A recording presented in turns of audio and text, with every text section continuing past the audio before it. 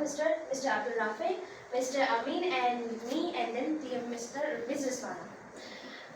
The name of our group is Blossom, and the slogan means "Let's bloom together." The slogan alone explains the meaning of my word, blossom, which means to grow, to shine, and to bloom like a flower. Hence the logo. Blossom is all about helping people bloom and grow just like the flowers you see in your garden or a park. Blossom helps people understand the dynamics of being a good leader, as well as it helps people understand the strategies to build a good and strong team by mending their relationships with their team members and presenting a positive relationship with their overall co-workers. At Blossom, we also help them understand that being a leader doesn't mean that you have a group of people जिनको आपने follow कराना है. Being a leader starts with you. The moment आप अपने accountability लेने लगते हैं, the moment you decide to take responsibility for your actions, you become a good leader. And that's what exactly we focus on in Blossom. Our Blossom teaches us that it's okay to stop someone, or sometimes be argumentative leader, or sometimes be an authoritative figure, sometimes to impose some rules. You gotta be strict about some things. But इसका मतलब ये नहीं कि आप एक बुरे leader हैं, क्योंकि अच्छा लीडर वो होता है जो एक constant style of leadership नहीं apply करता, यानी authoritative, यानी coaching जो लोगों पे based हो. He is a person who is a situational leader who adapts different roles and different characters of a leader. जिसको जब टाइम बाउंड कराना होता है तो he becomes a big strict कि नहीं, हमें टाइम पे काम करना है तो इसको कब ना करना कंप्लीट करना है, चाहे कोई हॉलीडे हो या कुछ हो. बाज़ औक़ात वो लीनियंट हो जाते हैं कि चलो प्रोजेक्ट दूर है, we can take a few offs, और वो अपने एम्प्लॉइज को लूज हैंड दे देता है. This is all about learning the leadership science which we teach at blossom.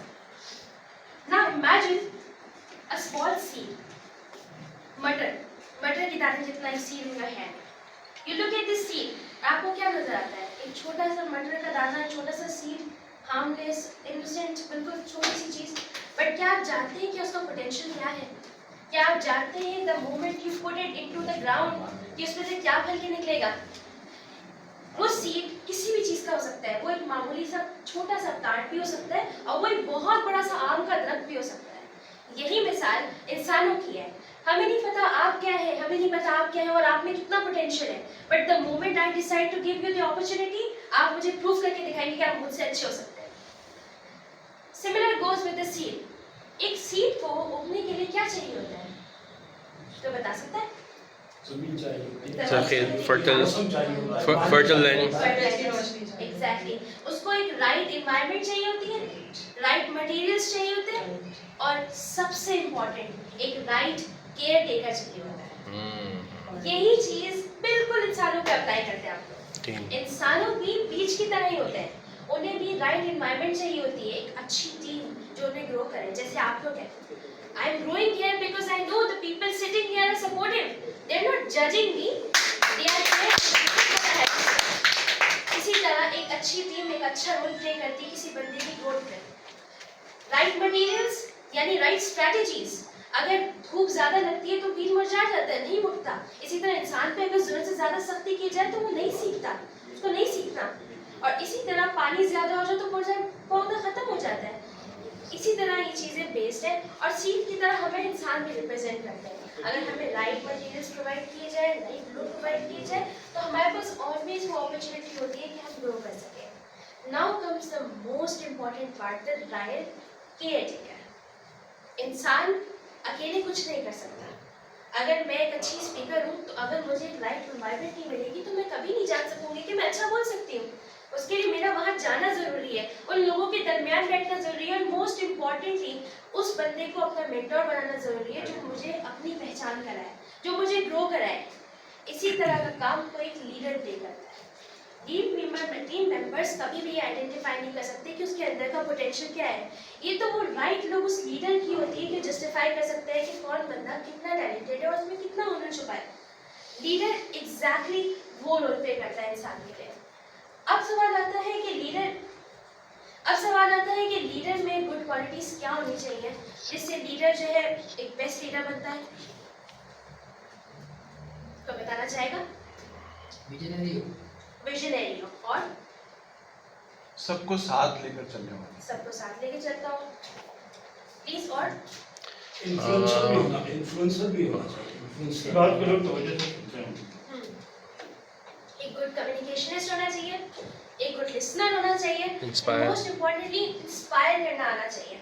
अगर वो बंदा इंस्पायर नहीं कर सकता तो वो लोगों को ख्वाब नहीं दिखा सकता। क्या अगर आप किसी चीज़ का ख्वाब ना देखें तो उसे अचीव कर सकते हैं? जब आपको किसी चीज़ का इल्म ही नहीं होगा तो आप उसे हासिल कैसे करेंगे? कोई भी कदम उठाने से पहले, कोई भी चीज़ हासिल करने से पहले सबसे पहले उसका ख्वाब देखा जाता है, और वो ख्वाब दिखाने वाला और कोई नहीं, एक लीडर होता है, और एक ग्रेट लीडर होता है। उस ग्रेट लीडर को सबसे बड़ी जो क्वालिटी है उसकी कि उसके पास एक अच्छी स्ट्रैटेजी होनी चाहिए। वो एक हाइजेनबर्ग मैट्रिक्स यूज कर सकता है अपने टास्क को अलाइन करने के लिए, या सबसे पॉपुलर वो स्मार्ट गोल्स की स्ट्रैटेजी अप्लाई कर सकता है। स्मार्ट गोल्स क्या होते हैं, क्या बता सकता है? Specific measurement. हाँ सर, आप तो रीनोट के कोई और? रिलायबल और sorry achievable and time bounded, 5 चीजें होनी चाहिए। एग्जैक्टली, ये 5 चीजें बहुत इंपॉर्टेंट है स्मार्ट गोल्स को इम्प्लीमेंट कराने के लिए। फॉर एग्जाम्पल, अगर मेरा गोल स्पेसिफिक नहीं है, मुझे वेट लूज करना है, मेरी न्यू ईयर रेजोल्यूशन है कि मुझे वेट लूज करना है, मुझे मुझे वेट लूज करना है, मेरा गोल स्पेसिफिक ना हो तो क्या मैं वेट लूज कर सकती हूँ? नहीं। इंसान की नेचर है कि वो बड़े बड़े ख्वाब देखता है, मगर जब तक वो उसको स्टेप्स में ब्रेक नहीं करता, जब तक वो उसको स्पेसिफाई नहीं करता, he can never achieve it. अगर मैं अपना गोल स्पेसिफाई करती हूँ कि मुझे एक हफ्ते में इतने पॉइंट चूज करने हैं, शायद मैं उस पर काम कर सकूँ, मैं उस पर इम्प्लीमेंट कर सकूँ। हमारा नेक्स्ट स्टेप होता है मेजरेबल। क्या मैं उस गोल को मेजर कर सकती हूँ? क्या मैं कह सकती हूँ मैं हफ्ते में 30 दिन, वो महीने में 30 दिन एक्सरसाइज करूँगी? एसीएल में बहुत कम बड़ा गोल है। एसीएल में काफी एसीएल में हम लीडरशिप में पढ़ते हैं, एसीएल के बारे में हम एक्शन ओरिएंटेड लीडरशिप के बारे में पढ़ते हैं कि एक एक्शन ओरिएंटेड लीडर कैसा होता है, और एक्शन ओरिएंटेड लीडर होने के लिए उसमें ये क्वालिटीज होना सबसे ज्यादा जरूरी है जो हम आगे पढ़ेंगे।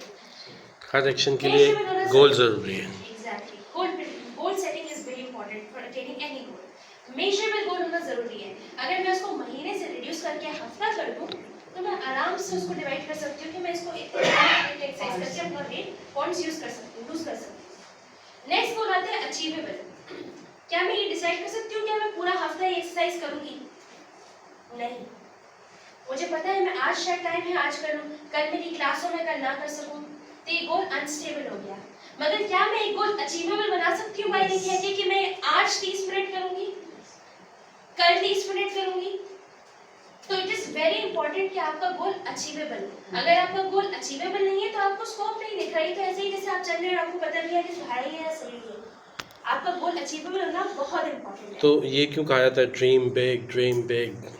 ड्रीम बिग, इसके लिए इसको हम कंपोज कर सकते हैं खूबसूरत सी कोटेशन में कि aim for the moon even if you fall you land among stars. ख्वाब हमेशा बड़े देखने चाहिए, उनको अचीव करने के लिए स्टेप्स भी उतने बड़े लेने चाहिए। It comprises, it requires sacrifice and compromise.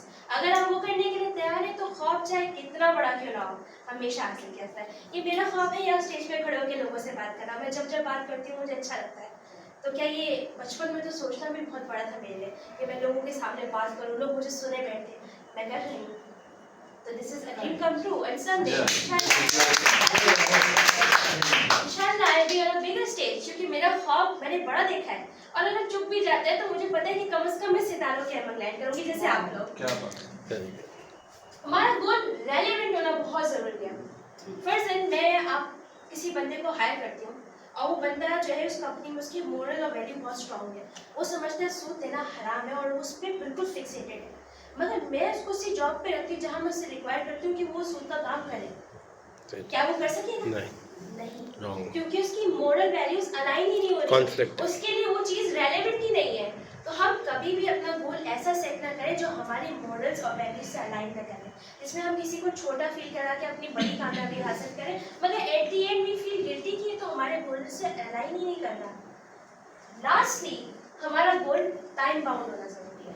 अगर हमारा गोल टाइम बाउंड नहीं होगा तो ये ऐसे ही से हवा में तीर चलाना, हमें पता ही नहीं कहाँ लगेगा। अगर मेरा गोल 1 साल का है 10 मिनट नहीं 10 मिनट हो गए, अब 5 मिनट। तो इस तरह मेरा गोल अचीवेबल, अटेनेबल और स्मार्ट हो सकता है। सेकंड मोस्ट इंपॉर्टेंट क्वालिटी जो एक लीडर की होती है कि he or she must have a good sense of humor। एक लीडर है जो बहुत खड़ूस है, बात बात में नाराज होकर खड़ा हो जाते हैं कि भाई मुझे समझ नहीं आ रहा, आप लोग खुद देखो। खुद इंग्लिश का ऑर्डर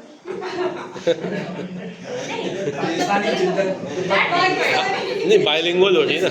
बैड टेम्पर्ड है। बास लोगों को खड़ूस का मतलब समझने के लिए सिर्फ आईना देखना होगा। Oh wow, good sense of humour. Bad tempered, तो आपको लगता है कि उसके एम्प्लॉइज उसे अप्रोच करेंगे?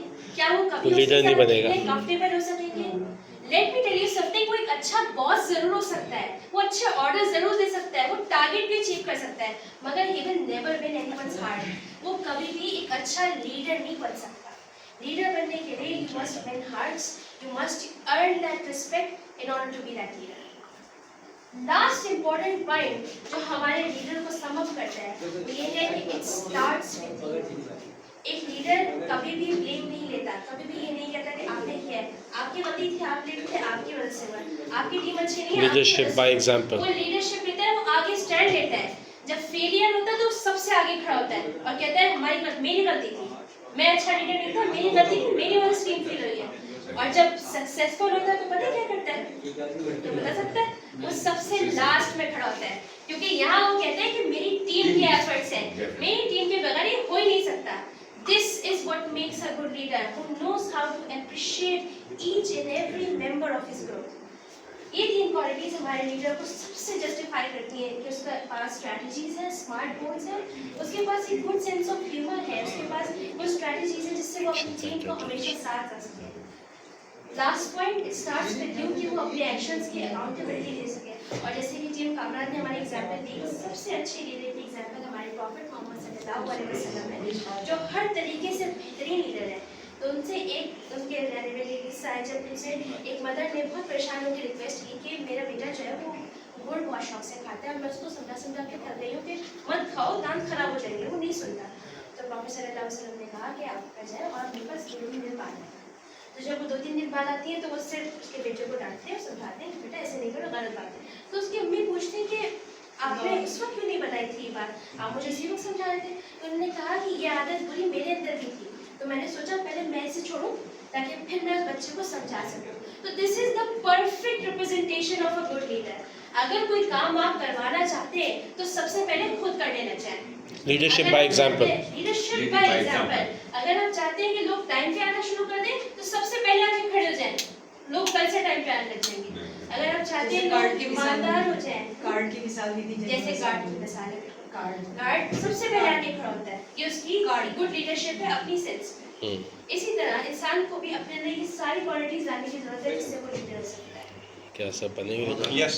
बस finish. And as I stand here representing my Blossom Good, all I want to say is that मेरा Blossom Good एक ऐसा ग्रुप ऑफ इंडिविजुअल्स है जो एक सपोर्टिव एनवायरनमेंट फॉस्टर करना चाहते हैं जिसमें लोग ग्रो कर सके, लर्न कर सके एंड इनिशियली अपना बेस्ट वर्जन अचीव कर सके। So please give a big round of applause for